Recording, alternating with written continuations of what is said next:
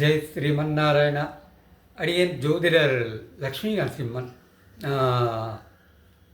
ஏழரை சனி அப்படின்னா நமக்கெல்லாம் ஒரு பயம் வரும். ஆனால் பயப்பட வேண்டிய தேவையில்லை. ஏன்னா சனி நீதிமான், நேர்மையானவர். நல்லது செய்கிறவாளுக்கு நல்லது நடக்கும். ஏழரை சனியில் மனசில் ஒரு கோபம், வெறுப்பு இதெல்லாம் இருந்து இதன் மூலமாக தப்பு பண்ணும்போது தண்டனையை கொடுத்துட்றார். இப்போ யாரெல்லாம் படுத்தும்? பொதுவாக இந்த ஏழரை சனி மேஷராசிக்கு ஆரம்பிச்சிருக்கு.